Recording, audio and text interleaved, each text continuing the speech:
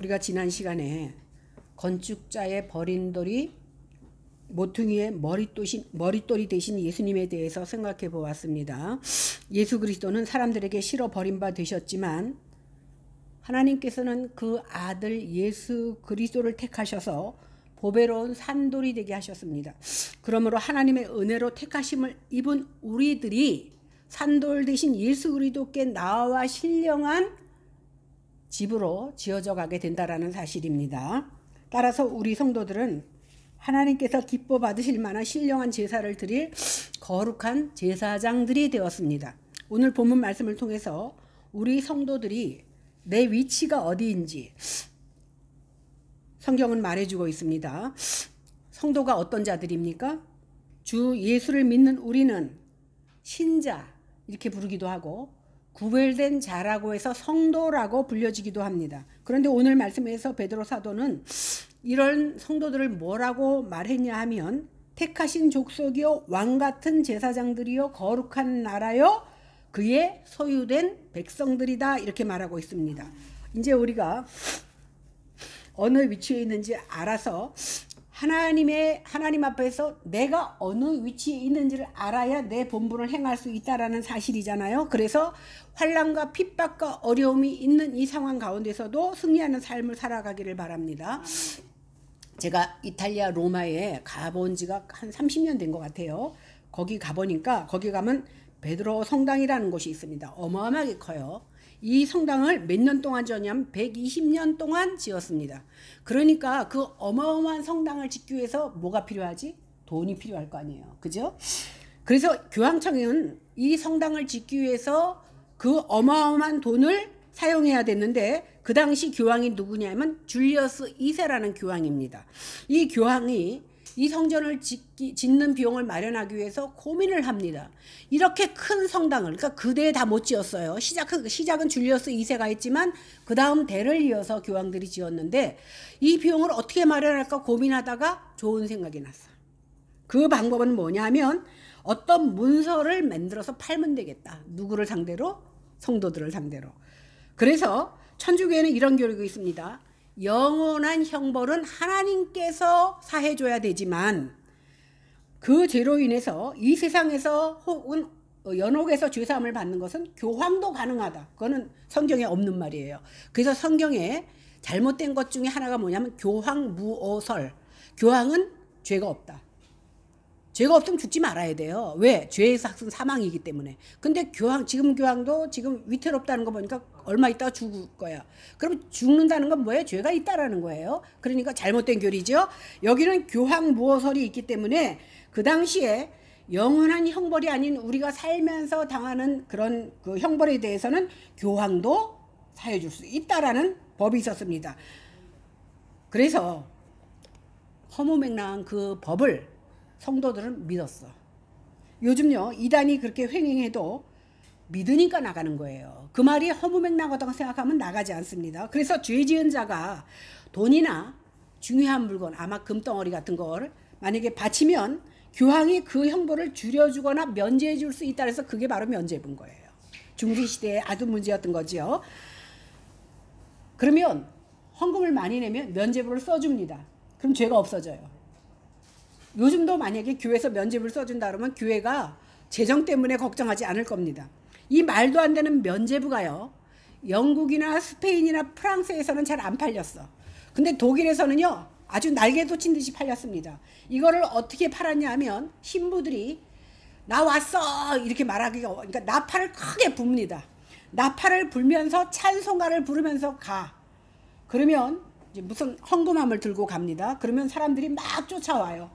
그래갖고 거기다가 헌금을 합니다. 그런데 헌금하는데 그 당시에는 이제 동전을 집어넣잖아요. 동전 소리가 땡그랑 나는 순간에 연옥에 있는 우리 엄마 아빠가 천국으로 올라간대. 그럴 수만 있으면 얼마나 좋겠습니까? 그죠? 돈으로 다 해결하니까 가난한 사람은 천국 못 가도 부자들은 다 자기 조상까지 다 천국 보낼 수가 있는 거예요. 이렇게 말도 안 되는 말을 하는데도 사람의 심리를 이용한 거예요. 사람들이 보면요. 부모가 살아계실 때는 부모 말 안 듣다가 딱 돌아가시면 어떻게 제사는 아주 기가 막히게 날짜 잘 지켜서 사람들이 어떤 생각을 하냐면은 내가 살아서 못했지만 지금이라도 효도하겠다는 그 마음이 아마 동서양에 다 있었나 봐. 그러다 보니까 네가 돈 바치면 니네 부모가 연옥에 있던 부모가 천국으로 올라간다라고 생각하니까 많이 바쳤다라는 거예요. 그런데 사람들 중에는요, 좀 뭔가 아닌 것 같은데, 그런 생각을 한 사람들이 있었습니다. 그런데 어떻게 행동을 취해야 될지를 몰랐어. 그러던 어느 날, 지금으로부터 508년 전 1517년 10월 31일 날 낮 12시에 당시 34살이었던 마틴 루터라는 젊은 목사가 면죄부가 잘못되었다라는 것을 95가지 항목을 적어서 비텐베르크 교회의 정문에다가 벽보로 딱 붙입니다. 이렇게 벽보를 붙인 일은요, 왜 붙였냐면 이 너희들이 행하는, 천주교에서 행하는 이런 일들이 과연 성경적인지 아닌지 토론하고 싶어서 붙인 겁니다. 이 사람이 시작할 때는 종교개혁을 해야 되겠다 이 마음은, 종교개혁이란 거 생각도 못하고 그냥 이것이 바른지 옳은지 한번 토론해보자는 의미에서 붙였습니다. 그런데 이걸 붙였다고 해서 종교개혁이 막 불씨가 타오른 것이 아니라 그 당시에 인쇄술이 유럽에 발전하기 시작했거든요. 사람들이 그것을 적어가서 인쇄물을 만들어서 각 유럽에 뿌리다 보니까 금방 이것이 유럽 전 세계에 돌아갔습니다. 그러다 보니까 루터의 맨 처음 의도는 토론하기 위해서였는데 이것이 무슨 불씨가 되느냐면 종교개혁의 불씨가 된 거예요. 그래서 자기는 토론하라고 했는데 지금 마틴 루터 그럼 뭐예요? 종교개혁자가 돼버린 겁니다. 그 시대나 지금이나 많은 사람들이 교회가 부패했다고 해서, 제가 교회사 전공인데 교회사를 보면요, 역사는 계속 반복해서 흘러갑니다. 부패하면 하나님이 치시면 쪼그라들었다가 그러다 보면은 막 박탈, 수도원이나 막 이런 게 생겨요. 그래갖고 아주 청빈하게 살다가 조금 지나면 또 부패하고, 부패하면 또 매맞고, 이것이 반복돼서 일어나는데 많은 사람들이 지금이나 그때나 교회가 부패했다고 말합니다. 그렇다면 교회가 왜 부패합니까? 근본적인 원인은 다른 데 있는 게 아닙니다. 하나님의 말씀을 제대로 알지 못하기 때문에 부패한다라는 사실입니다. 하나님의 말씀을 안다고 해도 하나님을 경외함이 없이 머리로만 많이 알아서 지식이나 정보로만 알게 되면 결국은 그것은 차라리 모르는 것보다 날 때가 있다라는 겁니다. 무엇보다 교인들이 교회가 무엇인지를 제대로 알지 못하는 것이 큰 문제 중에 하나입니다. 사람들은요, 지금도 많은 깨어있는 사람들이 교회 이건 잘못됐어, 이래야 돼, 저래야 돼, 내용 많이 말합니다. 그런데 문제는 뭐냐면 사람들이 주장한다고 해서 그것이 옳은 것은 아니라는 겁니다. 과연 그 의견이 하나님의 생각과 맞느냐 안 맞느냐가 중요한 것이지, 하나님은 여기를 원하는데 하나님의 생각과는 다르게 말하고 있다면 그 사람이 아무리 그럴듯하게 말한다 할지라도 맞지 않는다라는 겁니다. 많은 사람들이 칭찬받고 정의로운 교회가 되기를 바라지만 사람을 기준으로 생각하면 안 된다는 거예요. 사람의 생각에는 그것이 옳다고 여겨져도 성경이 그것을 옳다고 말하지 않으면 그것은 잘못된 거라는 겁니다. 그래서 성경 말씀에서 요구하는 교회를 이루려고 해야지 내 생각에 옳은 대로 교회를 이끌어 가려면 안 된다라는 겁니다. 그래서 교회가 교회 되기가 쉽지 않은 거예요. 많은 똑똑한 사람들이 교회가 이래야 된다 저래야 된다 그러지만 교회가 부패에서 벗어나지 못하는 이유가 되는 겁니다. 그럼 오늘 도대체 교회가 무엇인지 오늘 본문을 통해서 뭐라고 말씀하시는지 보겠습니다. 9절을 보겠습니다. 시작. 그러나 너희는 택하신 족속이요 왕같은 제사장들이요 거룩한 나라요 그의 소유가 된 백성이니 이는 너희를 어두운 데서 불러내어 그의 기이한 빛에 들어가게 하시니에 아름다운 덕을 선포하게 하려 하심이라. 여기 시작이 뭐라고 됩니까? 그러나 너희는 이렇게 시작됩니다. 이 말은 앞에 나온 어떤 말과 대조하기 위해서 그러나 이렇게 시작된 겁니다. 그 내용을 알기 위해서 8절에 보면요, 거기 보면 그들을 이게 계속 나옵니다.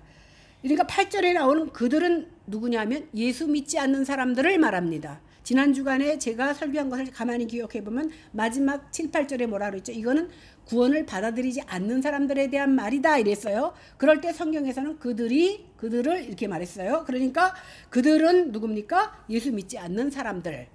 지금 베드로가 이 베드로전서는 뭐예요? 각 곳에 흩어져 있는 교회들에게 보낸 편지예요. 교회는 뭐예요? 우리 성도잖아요. 그러니까 교회들에게 보낸 편지인데 9절에 나오는 너희는 누구예요? 교회들인 거예요. 아까 8절은 너희들은 믿지 않는 사람이라고 하면 지금 베드로가 말하고 있는 사람들은 교회된 우리들에게 주신 말씀입니다. 즉 예수님을 하나님의 아들이라고 믿는 사람들, 다시 말해서 이 편지를 받아보는 사람들을 너희다 이렇게 말하고 있습니다.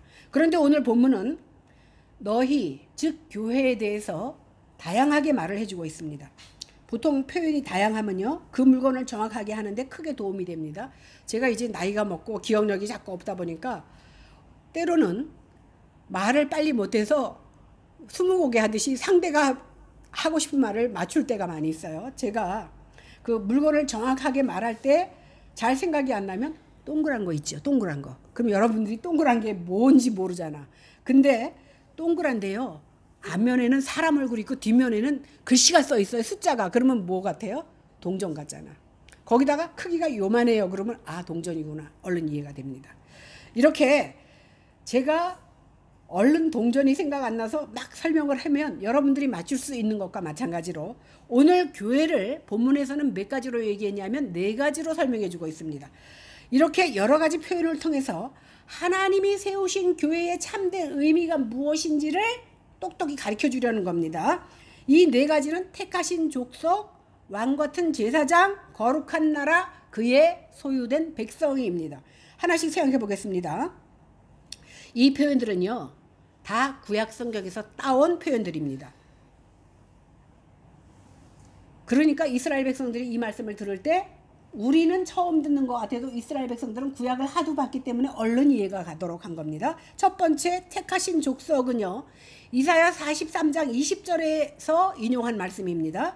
택하신 족속이란 말은 무슨 뜻입니까? 하나님께서 선택한 백성이라는 뜻입니다. 두 번째 왕같은 제사장은 출애굽기 19장 6절에서 따온 말입니다. 원래 문맥에 맞게 보면 이 말은 무슨 뜻이냐면 왕의 제사장들이다 이런 뜻입니다. 왕이신 하나님이 섬기는 제사장들이라는 뜻으로서 제사장들이 누굽니까? 가장 가까이에서 하나님을 섬기는 사람입니다. 그래서 속죄일이 되면 1년에 한 번씩 우리는 감히 들어갈 수 없고 제사장들도 못 들어가요. 대제사장만 들어가서 하나님을 만나 뵙는 사람들이 바로 대제사장이요 제사장들입니다. 하나님은 우리 신분을 뭐라고 그랬어요? 그런데 너희는 왕같은 제사장이래요. 근데 이 말은요 원어의 뜻은 뭐냐면 왕보다 귀하다는 뜻이에요. 우리가 보통 생각할 때 이 지구상에서 제일 높은 사람이 누구예요? 우리나라에서 왕이 제일 높잖아. 근데 이 말은 뭐예요? 왕보다 귀하다. 다시 말하면 우리가 생각하기엔 제일 높은 사람이 왕이니까 왕으로 표현한 거예요. 근데 왕보다 만약에 더 높은 사람이 있으면 그렇게 표현했을 거예요. 근데 우리 언어로 없기 때문에 그냥 여기서 왕같은 제사장. 그러니까 이것을 통해서 우리가 알 수 있냐면 니네들은 니네 나라에서 왕이 제일 높은 줄 알지 왕보다 더 높게 내가 너희를 택했다라는 거예요. 우리 자부심을 가져야 돼. 왜? 우리는 왕보다 더 높은 사람이 성도라는 것이에요. 세 번째 표현은 거룩한 나라입니다. 이것도 역시 앞에서 19장 6절의 말씀을 따온 건데 이 표현의 뜻은 세상의 수많은 사람들 가운데서 따로 떼어내서 하나님께 속한 백성으로 삼으셨다 이런 뜻입니다. 우리는 결코 거룩해질 수가 없어요. 거룩이라는 것은 뭐냐면 흠이 조금도 없고 죄가 조금도 없는 것이 거룩입니다. 그런데 분명히 성경에 너희는 거룩한 나라라고 말했습니다. 거룩해질 수 없는 우리가 거룩해질 수 있는 이유는 뭐냐면 하나님이 거룩하다고 하시기 때문에 거룩해진 거예요. 다시 말하면 칭의라고 그러거든요. 의롭게 칭해 주신 거예요. 이 말은 뭐냐면 우리가 죄인이었는지 죄인이 아닌 것이 된 게 아니에요. 죄에서 사함을 받은 거예요. 그래서 의롭다고 칭함을 받은 것이 거룩한 나라가 되는 겁니다. 그러니까 나 교회 나왔으니까 이제 죄 없어가 아니에요. 죄 있는 죄인이지만 용서함 받은 죄인이란 뜻입니다. 네 번째 표현은 그의 소유된 백성입니다. 풀어서 말하면 하나님의 자신의 소유, 자신이 삼은 소유로 삼았다라는 겁니다. 이 헬라어는 뭐냐면 페리포이신이라는데 이건 뭐냐면 그냥 소유로 삼은 게 아니라 대가를 치르고 얻어낸 소유라는 뜻이에요. 이해가 얼른 되죠? 죄가 있어요. 그런데 우리가 도무지 죄값을 치를 수가 없어. 대가를 치르셨는데 누구를? 당신의 아들 예수 그리스도를 대가를 치르고 얻어낸 것이 바로 우리라는 거예요. 그러니까 우리 비싼 사람들이에요. 높은 사람, 비싼 사람. 이것을 다시 말하면 언약의 백성이라고 합니다. 그렇기 때문에 언약 백성은 그냥 일반적인 소유가 아니에요. 특별한 소유입니다. 하나님께서 이 특별하신 목적을 위하여 소유된 백성이다 이렇게 말하고 있습니다. 이 온 우주가 다 하나님의 것입니다. 하나님의 것인데 그 가운데 우리가 가장 소유하고 특별한 소유가 된다라는 거. 저는 손톱을 깎고 발톱을 깎으면서도 무슨 생각을 하냐면 내 것이 나에게서 분리되잖아요. 그러면 쓰레기통에 버리면 내 것이 아주 없어지는 것 같지만 하나님은 무에서 유를 창조하시기 때문에 어느 날 만약에 나를 완성체로 하신다면 그 내가 갓난아기 때부터 버렸던 것조차도 하나님은 다 하실 수 있는 분이 하나님이에요. 그것을 믿는 것이 믿음인 거예요. 내가 생각할 그래서 많은 사람들이 이단이 왜 나오는 줄 아세요?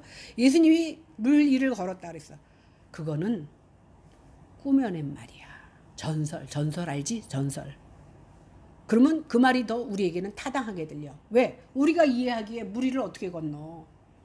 그러니까 전설이라고 말하는 사람이 더 타당성 있게 느껴지는 거예요. 그러다 보니까 이단이 통하는 겁니다. 그런데 우리가 믿는 하나님은 누굽니까? 무에서 유를 말씀으로 우리를 창조하신 분이라는 걸 믿게 되면 내가 갓난아기 때 깎아버렸던 그 손톱까지도 나를 완성체로 만드실 때 다 끌어모으실 수 있는 능력의 하나님이라는 사실을 믿는 믿음이 바로 믿음인 거예요. 그거 우리는 할 수 없어. 인간의 생각으로는 도무지 불가능해. 인간의 생각까지 하지 마세요. 왜? 굴러다니는 바퀴가 개미가 감히 우리 인간들의 삶을 어떻게 이해합니까? 피조물조차도 우리가 키우는 고양이조차도 나를 다 이해 못하고 사는데 우리가 감히 어떻게 하나님을 다 이해하고자 합니까? 그게 교만인 거예요. 이 네 가지 표현을 묶어서 말하면 하나님께서 옛날에 한 무리의 사람과 그들의 후손을 택해서 자기한테 속하게 했고 하나님의 가까이서 섬기게 하셨는데 그것이 누구냐면 이스라엘 백성입니다. 그런데 이스라엘 백성은 그 백성된 의미와 목적을 잘못 알았어요. 그래서 하나님을 쉽게 배반했던 겁니다. 그래서 그들은 하나님을 배신하고 반역했습니다. 그래서 그들은 스스로 하나님 백성 되기를 포기했습니다. 그러나 하나님은 이제 새로운 사람들로 하여금 당신의 백성으로 삼으셨습니다. 그리고 과거에 이스라엘 백성에게 하셨던 말씀을 이 새로운 백성들에게 적용해서 말씀하시고 있습니다. 그러니까 이제는 지금 하나님의 백성이 된 사람들이 하나님 보시기에 이스라엘 백성이에요. 과거의 이스라엘 민족이 아닌 새로운 무리들에게 다시 말하면 이방인인 우리들을 하나님께서는 영적 이스라엘 백성으로 새 이스라엘로 삼아주셨다는 겁니다. 그래서 9절에 말하는 너희가 누굽니까? 우리가 바로 교회입니다. 제가요 며칠 전에 텔레비 프로를 잊어버렸어. 왜 그 퀴즈도 하면서 그건 저를 잘 보는데도 이렇게 옛날 아니요 역사학자들이 주로 해요. 그러니까 역사에 대해서 이렇게 이웃 나라에 대해서 하고 그럼 맞추는데 며칠 전에 뭐냐 이집트와 이스라엘의 전쟁에 대해서 오랫동안 했어요. 그걸 제가 이제 공부 삼아 봤는데 우리는 보통 어떻게 생각하냐면 미국이 우리 도와줄 것이라고 이스라엘이 우리를 도와줄 거라고 막 흔들잖아요. 여러분 착각하지 마세요. 오늘 성경이 뭐라고 얘기냐면 하나님께서 성경을 이루시려고 팔레스타인 땅에 1900년이 넘은 후에 이스라엘을 회복시켰습니다. 그렇죠? 구루터기에 싹이 나게 했습니다. 그러니까 이스라엘 백성들이 아직도 자기들이 선택된 민족이라고 착각하는 것과 마찬가지로 우리가 착각하는 게 뭐냐면 하나님이 택하신 것은 이스라엘 지금 그 나라를 택하신 게 아니에요. 과거에 구약시대에는 이스라엘 택했는지 모르지만 제가 그 프로를 보면서 뭘 느꼈냐면 이스라엘 백성들이 물론 기도하고 6.25 전쟁을 통해서 하나님께서 이기게도 하셨지만 많은 이스라엘이요. 그 팔레스틴 죄 없는 팔레스틴들을 얼마나 못살게 굴고 70만 명이나 되는 사람들을 아직까지도 식민지로 만들고 그 사람들이 아직도 나라를 찾지 못해서 만들어. 그것이 과연 하나님의 뜻이냐는 거예요. 오늘 성경에 보니까 이스라엘 백성들은 팔레스틴에 있는 다른 나라 사람들을 무차별하게 탄압하고 자기 나라를 세웠습니다. 이스라엘 백성이 그 땅에 다시금 이스라엘이 선 것은 하나님의 뜻은 맞습니다. 그러나 그들이 하는 행동이 하나님의 뜻과 맞느냐는 또 다른 얘기라는 거예요. 이스라엘이 참 이스라엘이 아니라 새롭게 된 우리가 이스라엘이에요. 다시 말하면 하나님의 도를 따르는 것이 진정한 이스라엘이지, 내가 이스라엘 아브라함의 후손으로 태어났기 때문에 이스라엘이 아니라는 거예요. 이해가 되시죠? 그러면 우리가 아브라함의 후손입니까? 물론 넓게 생각하면 아브라함의 후손이요, 아담의 후손이지만 우리는 아브라함의 후손 아니에요. 우리 선택받지 않았어요. 그런 식으로 생각하면. 오늘 예수님께서 요한복음 8장에 뭐라고 얘기합니까? 이미 지적한 대로 성경적으로 그게 맞지 않아요. 갈라디아서 3장 28절 29절에도 보면 너희는 유대인이나 헬라인이나 종이나 자유인이나 남자나 여자나 다 그리스도 예수 안에서 하나니라. 그리고 너희가 그리스도인이라면 아브라함의 자손이요, 약속대로 유업을 이을 자다 그랬어요. 그러니까 오늘 진짜로 만약에 하나님의 말씀을 문자적으로 풀면 저 이스라엘 유대 땅에 사는 이스라엘 사람들만 구원받아야 돼요. 안 그렇습니까? 그런데 오늘 성경이 뭐라 그랬어요? 유대인이나 헬라인이나 종이나 자유인이나 하나님의 말씀대로 하나님이 선택한 자녀들이 이스라엘이에요. 무슨 말인지 알겠죠? 그래서 우리는 새 이스라엘, 영적 이스라엘 말하는 거예요. 도리어 우리가 이방인 된 우리가 이스라엘 원주민들을 위해서 구원을 놓고 기도하잖아요. 이스라엘 선교사들 굉장히 힘듭니다. 이스라엘 사람들은요, 유대교를 믿다가 그리스도교로 전환하면요 호적에서 파버립니다. 그런데 그들이 이스라엘입니까? 그들이 언약 백성입니까? 아니라는 거예요. 그들이 말씀을 제대로 알지 못하다 보니까 땅은 차지했는데 하나님의 말씀대로 그 고토를 구루터기에서 싹은 났는데 자신의 방법으로 다스리고 있다는 거예요. 그러다 보니까 많은 사람들을 학살하고 거기 있는 팔레스틴들을 죽이고 하는 겁니다. 참된 이스라엘은 이게 아니라는 거예요. 우리가 성경을 바로 알지 못하다 보니까 우리 생각대로 움직이는 거예요. 이렇게 유대인들이 아닌 이방인들인 우리까지도 하나님 백성이 될 수 있는 것은 한마디로 예수님 때문에 된 것이지, 과거에 내가 아브라함의 후손이기 때문에 이스라엘 백성이 된 게 아니라는 거예요. 우리는 그리스도 때문에 아브라함의 백성이 된 거고 아브라함의 후손이 된 겁니다. 오늘 본문 앞절인 4절에서 8절, 우리가 지난주에 본 거에서도 보면 이것을 말해주려고 예수님에 대해서 말하고 있는 겁니다. 산돌이신 예수님, 그를 믿는 자가 이스라엘 백성이 된다는 거예요. 내가 이스라엘 가서 살고 아브라함의 후손이기 때문에 구원받는 게 아니라는 거예요. 산돌 대신 예수님 때문에 내가 구원받았고, 산돌 대신 예수님 때문에 내가 아브라함의 후손이 되었고, 산돌 대신 예수님 때문에 우리가 구원받는 것이지,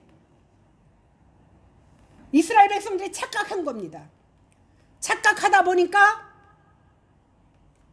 자기네 민족이 아닌 사람들에 대해서는 하나님의 백성이 아니라고 생각했고, 그들의 교만이 하나님의 뜻과 다르게 내 민족이 아닌 다른 사람들에게 감히 총뿌리를 대고 있는 겁니다. 그런데 많은 사람들이 착각하다 보니까 이스라엘 국기 흔들면 내가 아브라함 백성 되는 거 아니라는 거예요. 내가 하나님의 백성 되는 게 아니라는 거예요. 어떻게 하면 됩니까? 예수 안으로 들어왔을 때, 산돌 대신 예수 그리스도를 믿었을 때 비로소 내가 이스라엘 백성이 되는 거, 아브라함의 후손이 되는 겁니다. 왜 하나님께서 어떤 이유로, 어떤 목적으로 자격을 논하지 아니하시고 그리스도 안에 있는 사람들에 대해서 거룩한 백성을 삼으시고 하나님 가까이 있게 하셨는지 이렇게 말합니다. 이는 너희를 어두운 데서 불러내어 그의 기이한 빛에 들어가게 하시니 아름다운 덕을 선포하게 하려 하심이라. 여기서 어두움과 빛은 비유적으로 말한 거예요. 하나님을 몰랐던 상태를 어두움이라고 말합니다. 죄 때문에, 그리고 그 죄에 대한 하나님의 진노와 형벌을 받아야 되기 때문에 믿지 않는 상태를 우리는 어두움이라고 말합니다. 그런데 하나님께서는 어두움에 있었던 우리들을 빛 가운데로 뽑아내셨습니다. 그래서 우리가 빛의 자녀가 된 거예요. 내가 스스로 어두움에서 벗어나지 않았다라는 겁니다. 이렇게 죄사함을 받고 하나님의 백성이 되는 놀라운 빛의 세계로 하나님께서 데려오신 거예요. 내가 내 발로 하나님 앞에 찾아간, 가만히 보니까 예수 믿어야 되겠네. 하나님 앞에 나가야 되겠네. 물론 그 마음을 주실 수도 있어요. 근데 그 마음을 내가 만들어낸 것이 아니라는 거예요. 누가? 성령 하나님께서 주셔야 그 생각을 가질 수 있다는 거예요. 많은 사람들이 아까 맨 처음에도 얘기했지만 교회가 부패되고 기독교가 이렇게 왜곡된 것은 왜 그런지 아세요? 말씀에 바로 서지 않았기 때문이에요. 말씀에 바로 서면 하나님이 진정 원하시는 것이 무엇인지를 깨닫고 나면 우리의 삶의 태도가 달라진다는 거예요.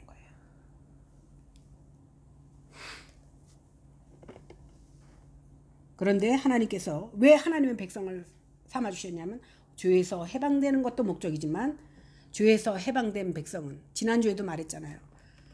다 죽어야 되는데 나만 딱 살아남았는데 우울할 리가 있습니까? 너무 감사해서 누군가에게 말하고 싶어지잖아요. 내가 죄사함을 받으면 이제 내 입술을 통해서 나가서 하나님을 증거하게 된다는 거예요. 여러분 자녀가 뭐 서울대학교 아니라 인서울만 들어가도 자랑하고 싶잖아. 높은 좋은 직장만 얻어도 친구들만 자랑 안 해요? 자랑하잖아요. 자랑하고 싶잖아요. 근데 우리는 영원히 죽었다가 살아났는데 아무도 자랑 안 해. 믿음이 너무 좋아서 그럴까? 너무 좋아서 하나님은 뭐 그 정도 하시니까 그러고 자랑 안 하는지 모르겠는데 우리가 이것을 심장으로 느껴지면 자랑하게 된다는 거예요. 여기서 아름다운 덕이라는 말을 풀어서 말하면 하나님께서 행하신 놀라운 일들을 아름다운 덕이라고 표현한 거예요. 그러니까 신약 성경에서 구약의 성경에서 보신 능력과 놀라운 일들이 성경에 기록되어 있는데 그러니까 내 말 하라는 게 아니에요. 전도할 때 자기 간증하라는 게 아니에요.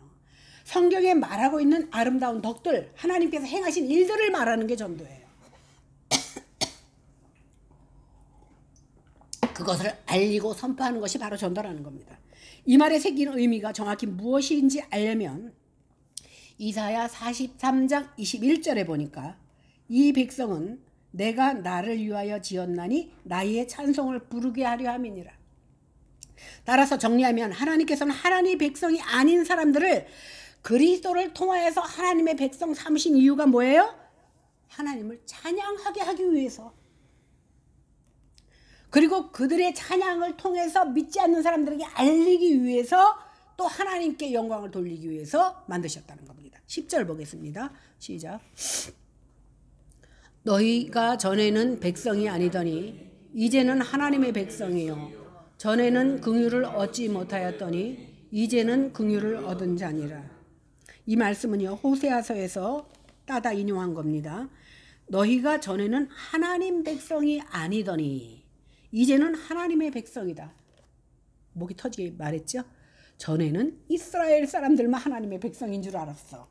근데 이제는 저 사람들이 아니네. 누구야? 우리야. 이스라엘의 후손으로 태어났다고 하나님 백성이 아니고 우리가 하나님의 백성이 됐다는 겁니다. 이렇게 말씀하시는 겁니다. 다시 말하면 전에는 너희가 하나님의 긍휼을 맛보지 못하였지만 이제는 너희가 긍휼을 체험하고 하나님 앞에 나와서 하나님이 너희로 백성 삼아 주셨다 이런 뜻입니다. 하나님의 백성이 될 만한 자격이 있어서 하나님 백성 삼아 주신 게 아니라 하나님께서 특별히 선택해 주셔서 소유된 백성 삼아 주시고 하나님 백성 삼으셨다라는 겁니다. 이 말은 뭐냐면 너희를 선택해서 교회로 만들어 주셨다라는 겁니다. 오늘 말씀을 통해서 교회의 참된 의미가 무엇인지를 깨닫고 돌아가야 됩니다. 교회 그러면 우리가 어디가 그럼 교회가 여기를 교회라고 생각. 여기는 교회가 아니고요. 교회당. 교회 누굽니까? 우리가 교회예요. 우리가 교회예요. 교회들이 모인 곳이 교회당이에요. 그러니까 솔직히 말하면 어디가 교회당 아니면 예배당. 교회가 교회당 가는 거야. 이렇게 말해야 돼요. 왜냐하면 교회는 건물이 아니고 하나님께 속한 하나님의 백성이 교회입니다. 이제 무슨 말인지 알겠죠? 그런데 어떻게 이방인인 우리들까지 교회가 되었냐? 하나님께서 그리스도 안에서 우리를 긍휼히 여기셨기 때문에 우리가 교회된 겁니다. 그러니까 내가 잘나서가 아니라 하나님의 은혜로 교회가 되었다는 겁니다. 그럼 이렇게 어둠 속에 갇혀서 죽어야 마땅한 우리들을 왜 하나님께서는 교회로 만드셨냐는 겁니다. 그것은 하나님 자신과 하나님이 행하신 일들을 찬양하게 하기 위해서. 아까 아름다운 덕이 뭐라 그랬죠? 하나님이 신약과 구약을 통해서 당신이 행한 기이한 일들을 알게 하기 위해서 우리를 택하신 겁니다. 그래서 우리는 어떻게 해야 돼요? 여기서 나가면 아이고 한 시간 잘 들었다가 아니라 아름다운 덕을 선포하고 다녀야 되는 것이 바로 교회가 해야 할 역할이라는 거예요. 이 일 때문에 하나님께서 너희를 거룩하게 만드셨대요. 그런데 교회가 교회로서의 정체성에 맞지 않게 행동하면 결국 교회가 부패할 수밖에 없어요. 하나님께서는 분명히 말씀을 통해서 우리가 해야 할 일, 성도가 어떻게 살아야 되는 것을 알려주셨는데 아무도 그대로 안 해. 그러니까 교회가 부패될 수밖에 없었다라는 겁니다. 우리는요, 오래전부터 악행만 골라서 했어. 우리는 종교가 뭐예요? 기독교. 스스로 나를 성도라고 말하면서도 우리는 하나님하고 상관없는 악행만 하고 솔직히 말해보세요. 그랬잖아. 저만 그랬나? 악행만 하고 살았습니다. 그러다 보니까 우리나라 교회가 부패한 겁니다. 왜? 나 때문에. 내가 제대로 못 사니까. 내가 성도답게 살지 못하니까 우리나라 교회가 부패했다라는 겁니다. 여러분요, 사회바다 가면요, 저는 수영을 못해요. 근데 사회바다는 제가 들어갔어요. 유럽 사람들은요, 비키니 수영복 입고 들어가는데 저는 옷 입은 채로 들어갔는데 누구든지 들어가면 아무리 가라앉으려고 발바닥을 쳐도 못 가라앉아. 염분이 많기 때문에. 여러분, 지금 기독교가 프로테이지가 작아지는 건 사실이에요. 근데 우리가 30%까지 올라갔었어요. 기독교가. 그러면 염분이요 17%만 돼도 부패하지 않는답니다. 근데 30%까지 갔는데도 부패해. 왜? 소금이 짠맛이 안 나니까. 짠맛이 나야 부패를 안 하는데 아무도 소금 노릇을 못하다 보니까 교회가 부패했다라는 겁니다. 일례로요, 제가 어떤 목사님, 우리 남편이 있을 때도 어떤 목사님하고도 막 싸우고, 백석에서 사무장이 총회 가르칠 때도 큰 소리로 외쳤어요. 백석 총회가요, 총회법을 몇 년 전에 세웠는데 내가 직접 들은 얘기예요. 여러분들 목사님들을 위해서 총회법을 바꿨대. 어떻게? 직분 세울 때 돈 받으라고, 공식적인 헌금 받으라고. 그 교회도 돈 받지요? 내가 다 알아. 그래서 장로 못된 사람들 내가 여러 명 알고 있거든요. 큰 교회들이요, 장로 되려면 3천만 원 5천만 원씩 내야 되고 권사 되면 얼마씩 내야 돼. 직분자를 사고 파는 거예요. 어떤 목사님이 나한테 그래. 여 목사가 목회 성공하려면 직분자를 많이 세우고 직분자를 세울 때 돈을 많이 받으래. 그렇게 막 싸웠어. 아, 그랬는데 백석 가니까 사무장이 그러는 거야. 헌법으로 만들었대. 그래서 내가 뒤에서 큰 소리로 그랬어요.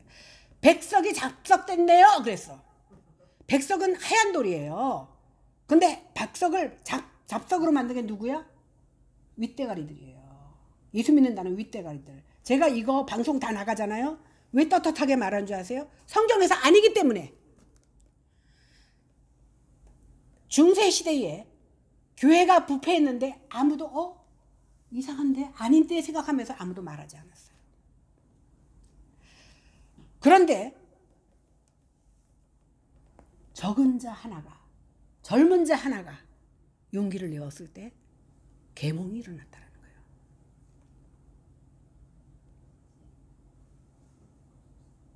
그러다 보니까 요즘 장로 직분 중에 하나가 돈 없으면 장로 못 돼. 그 공식처럼 그러잖아. 그러죠? 돈 없는 사람 누가 장로 시켜요? 교회 어려운 일 있을 때 돈 내라 그래야 되는데. 믿음이 없어도 돈 많으면 장로 시켜. 안 돼요. 저는 그것을 주장해서 제가 강동로에 있을 때 평상시에 권사 장로 되면 다 돈 내는 거는 지네들이 먼저 얘기해. 헌금 얼마 할까요? 하지 마세요. 최초로 제가 심할 때 안 하고 했어요. 그러나 직분 받고 나서 감사해서 자기가 뭐 10,000원을 하든 100,000원을 하든 그거는 괜찮아. 근데 왜 정해놓고 합니까? 그 당시에 뭐 500만 원 할까요? 옛날 얘기니까. 안 되는 거예요. 이것이 바로 직분을 사고 파는 겁니다. 교회가 바르게 자라나려면요, 본질적인 것부터 없어져야 돼요. 벽보를 교회 문에 붙인 젊은 목사 마틴 루터는 내가 종교개혁해야지 하는 뜨거운 마음 갖고 붙인 게 아니에요. 성경에서 이게 맞는지 틀리는지를 토론해 보려고 붙인 거예요. 그런데 하나님께서는 그의 작은 용기를 크게 쓰셔서 불씨를 만들고 종교개혁의 큰 일을 담당하도록 만들었다는 거예요. 여러분, 우리가 뭐라 그랬죠? 교회. 우리가 교회입니다. 교회는 누구예요? 하나님의 백성입니다. 그분을 가까이서 섬기는 봉사자들입니다. 그렇기 때문에 하나님의 명예와 영광을 가리는 일이 생기면 과감히 끊어버려야 됩니다. 저는 전도사 때부터 이빨은 딴 때는 예를 들어 뭘 먹을까 막 이렇게 회의를 할 때는 저는 그냥 다 다수가 원하는 대로 해요.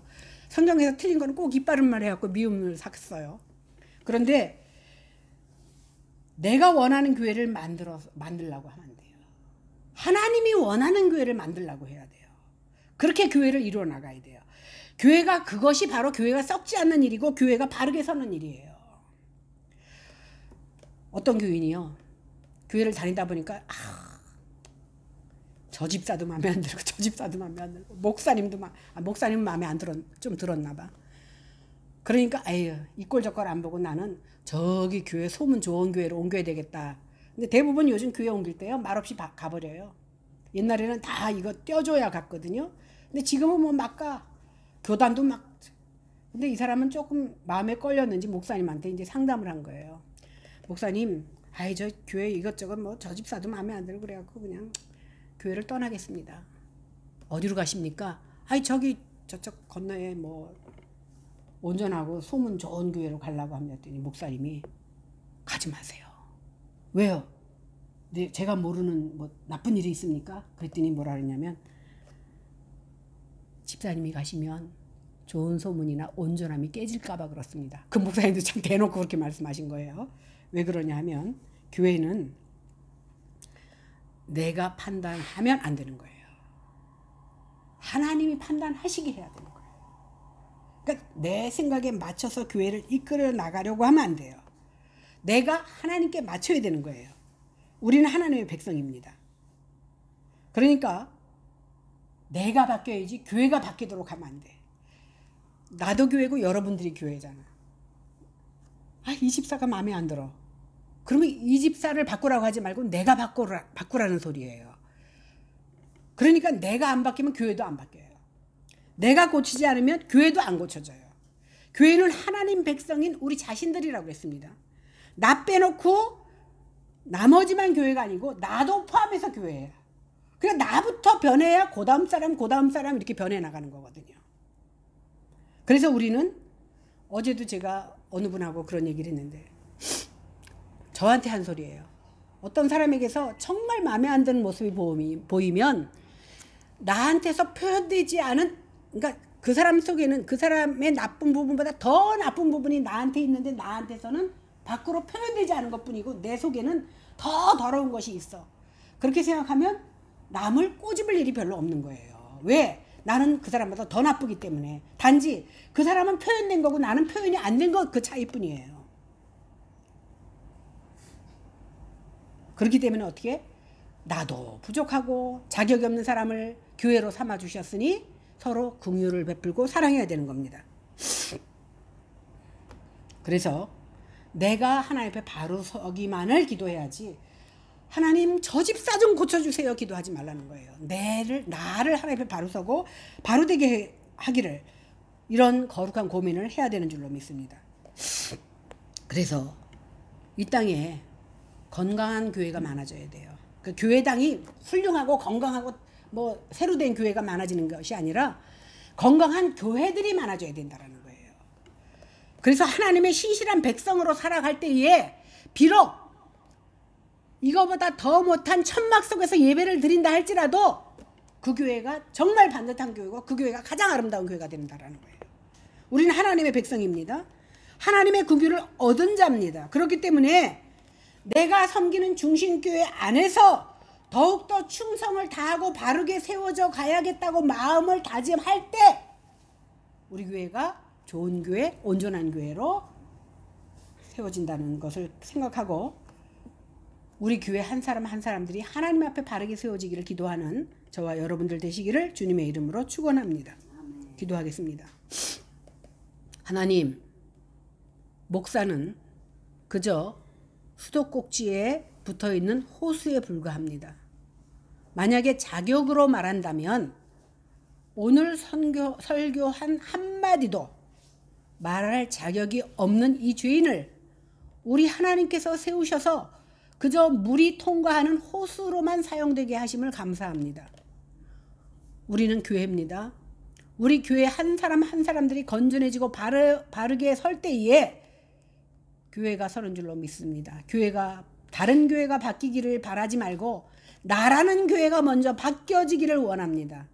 나라는 교회가 먼저 주님 앞에 인정받기를 원합니다. 우리 중심교회에 속한 모든 성도들은 하나님의 말씀을 바로 알아 부패된 교회가 아니요 하나님께 인정받는 교회들로 다 세워지도록 우리 하나님 축복하여 주시옵소서. 감사드리며 예수님 이름으로 기도했습니다. 아멘.